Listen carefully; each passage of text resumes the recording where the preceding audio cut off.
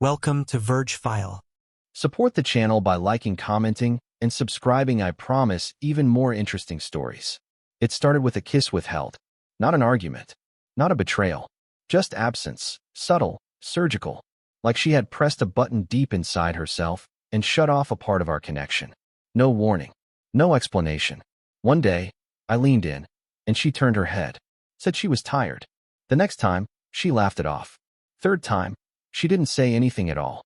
At first, I assumed stress, work, hormones, something temporary, something I could fix. So I tried. I cooked, cleaned, brought her flowers after late shifts, took over the groceries, the laundry, the bills. I went from partner to servant voluntarily, because I thought it was a phase, a rough patch, because I believed she was worth it. But every gesture bought me nothing. Not affection, not respect, just tolerance. Until one night, I noticed a pattern. She only touched me, really touched me, when I did something she wanted, when I gave in to one of her requests, when I changed plans to fit hers, when I ignored my own needs to prioritize hers. That's when the kisses came back. The soft voice, the warmth. Only then. I wasn't her partner. I was a pet on a reward system. And when I realized that, something in me cracked. She had rewritten intimacy into a transaction, and I had been paying with pieces of myself. That night, I didn't argue. I didn't accuse. I just observed. She made a comment about the trash, didn't ask, just expected. I didn't move. She noticed. She waited. I stayed still. Later, she reached for me in bed, casually, like a queen blessing a subject. I didn't respond. It was small, but in that moment, it felt massive. That was the beginning of my silence. My resistance. The moment I stopped obeying. And I saw the panic in her eyes, buried under control. She was losing grip. She didn't understand yet. But I had already made the decision. I wasn't going to fight. I wasn't going to beg. I was going to dismantle this relationship like she dismantled intimacy, with cold calculation. One quiet act at a time. Next morning, I changed all my passwords. By evening, I started sleeping in the guest room. I wasn't punishing her. I was pulling the thread that kept me tied. And the thread was obedience. Now let's see what's left of love, when there's nothing left to reward. The silence wasn't loud. It was sharp. I didn't slam doors or storm out. I just stopped reacting. No arguments. No questions. I let her fill the space with her own voice, her own assumptions. And in that void, she began to expose what she had really built. She used to test me in subtle ways. Little comments dressed as jokes, little critiques hidden in concern. "You're always so sensitive," she'd say when I pushed back. "I just want the best for us." But the best was always something that worked for her, never both of us. Now, I was the one testing. She asked why I didn't bring home her favorite wine. I said I forgot. She asked why I hadn't joined her friend's dinner. I said I had plans. She asked why I hadn't kissed her goodnight. I didn't answer. She blinked, confused, and used to the shift. She waited for me to explain myself, then fix it. But that was over. The reward system was shut down. She just didn't know it yet. By the end of the week, she started trying harder. She made breakfast one morning, something she hadn't done in a year. Smiled at me like old times. But I saw through it. She wasn't reconnecting. She was negotiating. Intimacy had become a currency she thought she could spend again. I let her talk. I let her smile. I let her touch my arm as I passed. But I didn't respond. And for the first time, she saw her tactics fail. Not with anger, not with resistance, but with calm withdrawal. I could see it click behind her eyes. This wasn't a tantrum. This was transformation. And I didn't know her a single word about it. She called me distant. Said I was acting different. "You used to be soft," she muttered. I wasn't soft. I was compliant. There's a difference. And now, I was neither. She thought love meant control. That physical affection was something she could hold hostage when I didn't fall in line. She never realized that one day, I'd stop chasing the prize and walk away from the game entirely. So I kept moving. Quietly. Strategically. Deleted shared playlists. Started taking separate drives. Set up a new bank account. I didn't leave the house. I just left her system. And that terrified her more than any fight could have. Because she couldn't punish me without my participation. And I had finally stopped playing along. I didn't announce my withdrawal. That's what she would have expected. A scene, a meltdown, something she could spin later into. He was always dramatic. Instead, I gave her the one thing she feared most. Nothing. No confrontation, No questions, no chase. Just silence with a pulse. It started small. I stopped checking in. I'd leave the house without saying where I was going, return without explaining where I'd been. She tried to bait me with comments about her coworkers, about how they noticed things I never did. I blinked once, grabbed my keys, and left for the gym. She tried being sweet again, dressing up at home, making small talk like we hadn't gone cold. But I saw through it. It wasn't affection. It was management. She was trying to steer me back into place. Smile, cook, touch, then expect obedience. The rhythm she thought I couldn't live without. But I had already broken the pattern. And once you're out of it, the whole thing looks pathetic. I set boundaries, silently. Locked my phone. Turned off location sharing. Redirected my paycheck to a personal account. Removed her access from the joint one. I did it calmly. Efficiently. Not out of anger. Out of strategy. She didn't notice right away. That's the part that made me realize how little she paid attention unless it benefited her. For days, she was still playing her part, still treating affection like a tool. But it stopped working. And when the system failed, she glitched. One night she asked, "Are we okay?" I looked at her, then past her, then at the clock. "I'm heading out." No answer. No comfort. No reassurance. Just action. The next morning, I saw her phone open on the table. Messages to a friend. "I don't get it. He's off. He's never been like this." Her friend replied, "Maybe he's finally seeing through the BS." I didn't smile. I didn't feel victorious. I felt still, cold, quietly alive. Later, she tried to initiate. Her hand brushed my neck. Her voice softened. But it wasn't intimacy. It was permission. She was trying to reset the reward loop. As if I would still trade my dignity for access. I didn't move. And in that moment, I think she realized. She had trained me to obey. But now she had trained me too well. Because I had stopped needing her at all. She started reacting when the silence stretched too far. Her control depended on rhythm, reward, withdrawal, repeat. But I had disconnected from the cycle. And now, she was left without a handle to grip. One night, she waited up for me. Lights on. Her face made up, wine poured. "Let's talk," she said softly. Talk. The word she'd weaponized for years. Talk, to her, never meant connection. It meant correction, realignment, bringing me back into the role she scripted. The good man who needed her approval like oxygen. I walked past her, straight to the sink. Washed my hands. Not a word. She followed me down the hallway, trying to bait an argument. That was her second favorite tactic. Push until I reacted, then act wounded by the reaction. But I didn't give her one. I went to sleep without touching her, without asking what was wrong, without giving her that tiny win of being acknowledged. By morning, she looked unsteady. She asked if I wanted coffee. I nodded. Nothing more. She poured it in silence. Later that day, I opened my laptop and started a list. It wasn't a to-do list. It was a detached list. Her passwords she still had access to, changed. Streaming services? Logged her out. My gym membership, address updated. Health insurance, moved under my name only. I wasn't just drifting away.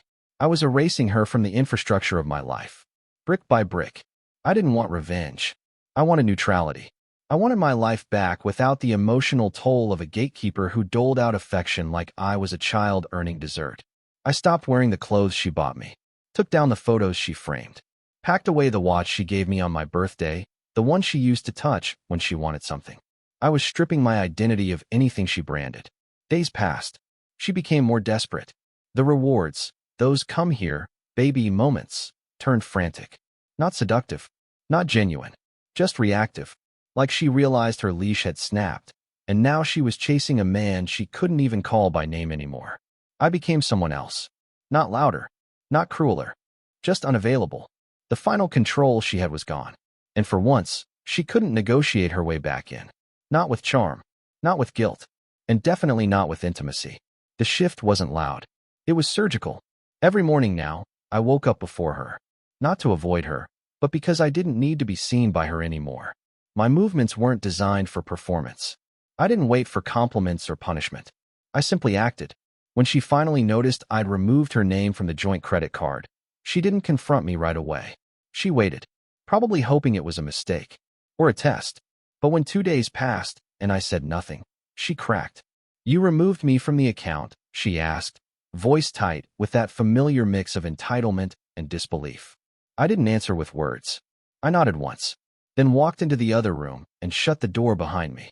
That's when she started pacing, talking to herself loud enough for me to hear, naming every sacrifice she made, every good woman thing she ever did, as if kindness should have been an invoice with interest. She didn't ask why. She demanded how I dared. And still, I said nothing. It wasn't silence from weakness. It was silence from clarity. My attention had always been the true currency. The more I gave, the more she taxed. So now, I was bankrupting her game. Every reminder of the life we built, I stripped to its foundation. The art she chose, down. The kitchen she redesigned for both of us.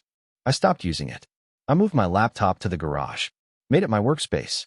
Cold, bare, focused. The house felt quieter, but sharper, like the tension had snapped into something more final. Not an argument, but an autopsy.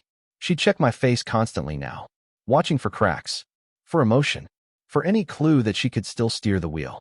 But I gave her nothing. She made dinner that week, 3 nights in a row, set the table, lit candles.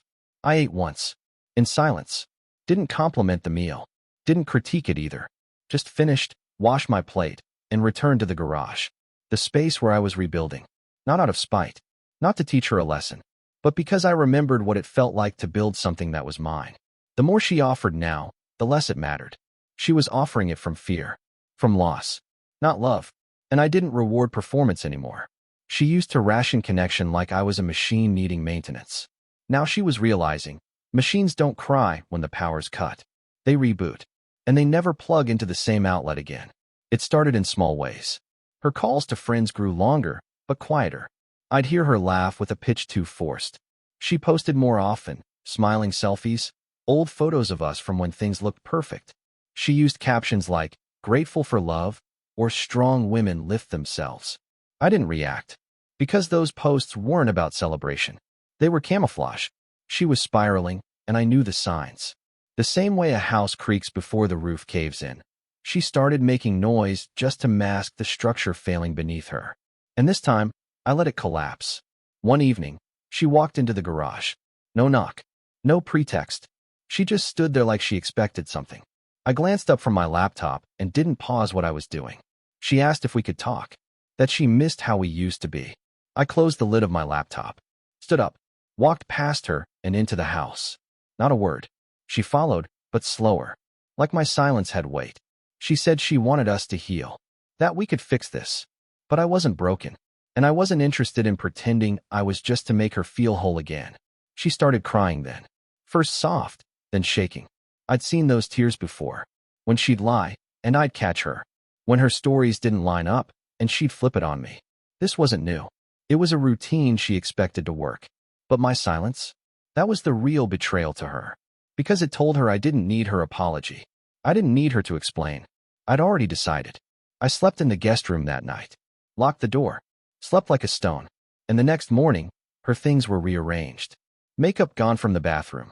Jewelry box missing. She was testing the waters. Seeing if a fake exit would trigger my old panic. It didn't. I made coffee.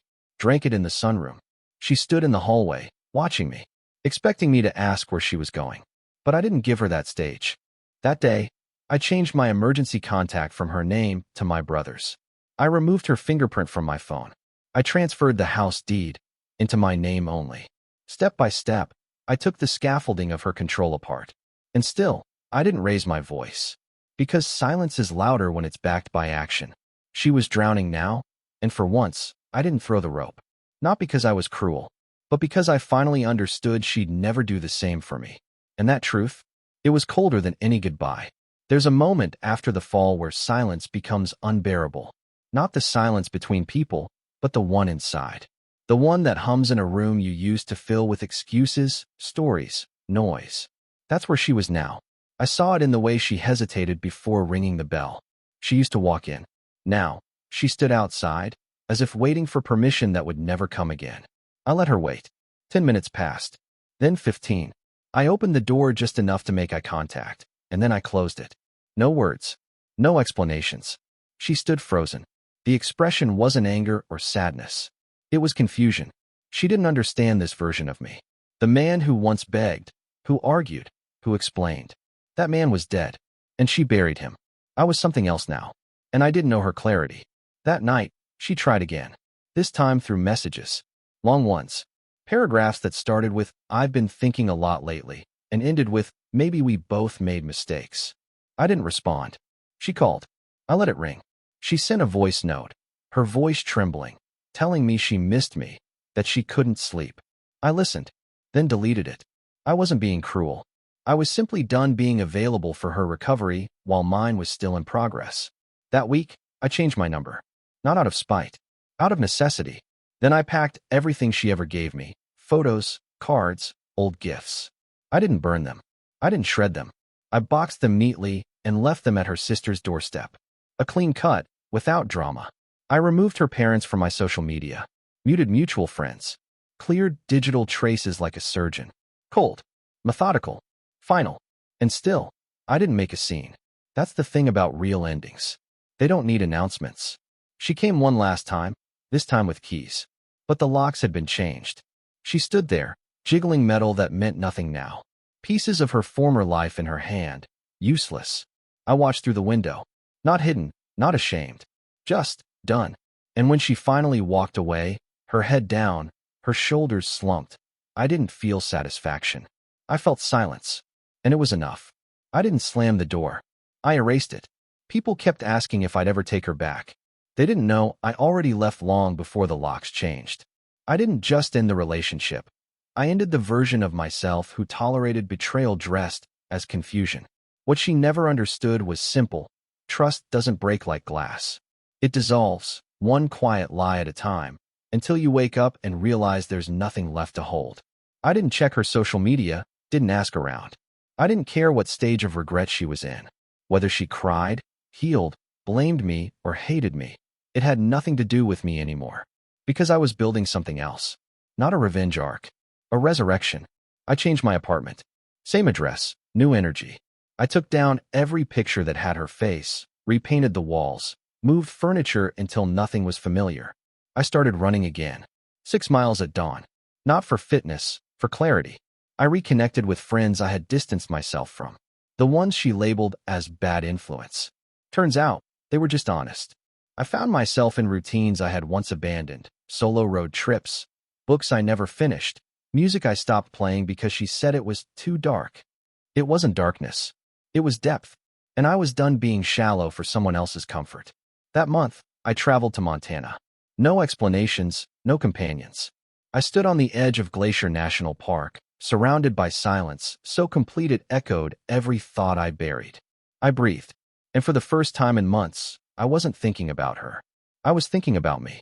My next step wasn't about proving her wrong. It was about remembering who I was before I got lost trying to be enough for someone who never really saw me.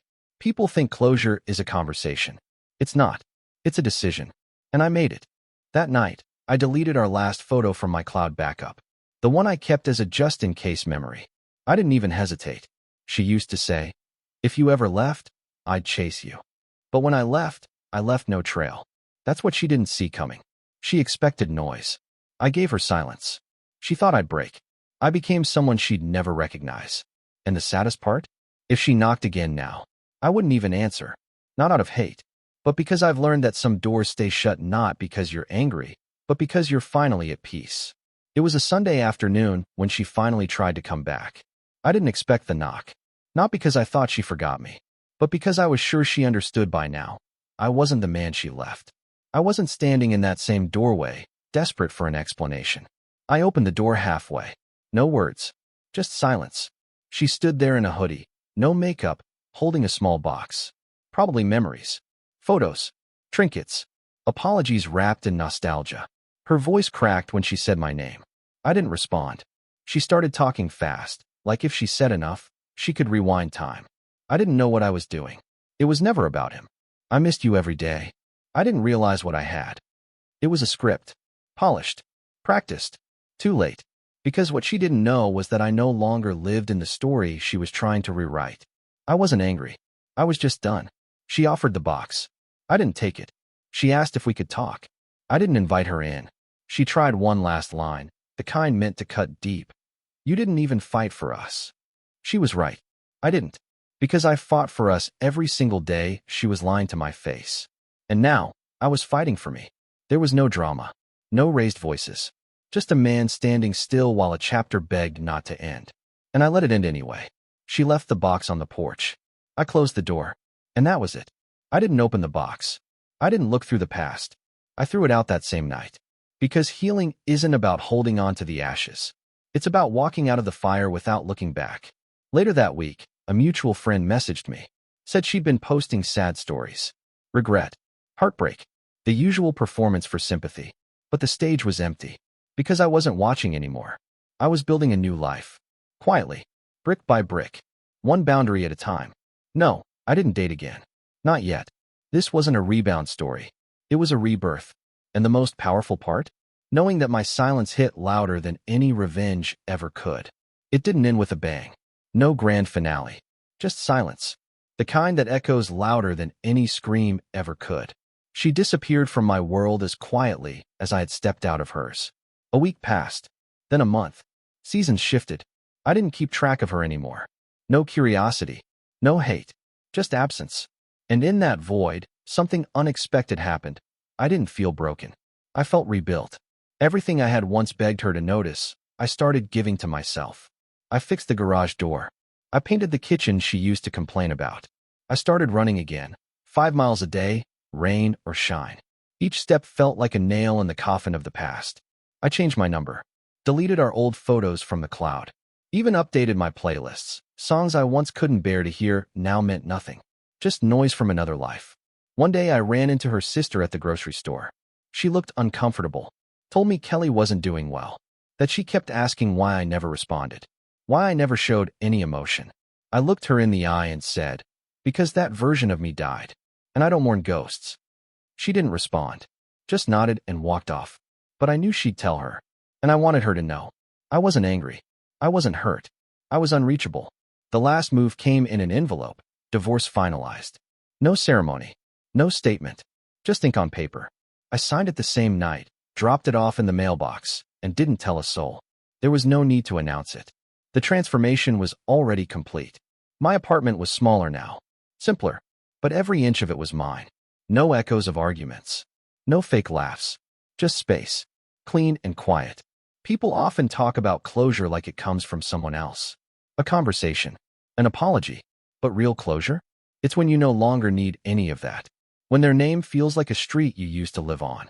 Familiar, but not home. I kept one thing from the past. One memory. A photo of me from before all of it. Before the lies. Before the betrayal. Just a man, standing alone, still whole. And now, I look exactly like him again. Except this time, I know what to protect. What to never tolerate again. What silence truly means. She wanted me to break. Instead, I vanished from her world like she never existed. That's the final cut. That's Shadow. Drop it in the comments. Hit subscribe. This is where we talk about what doesn't get forgiven.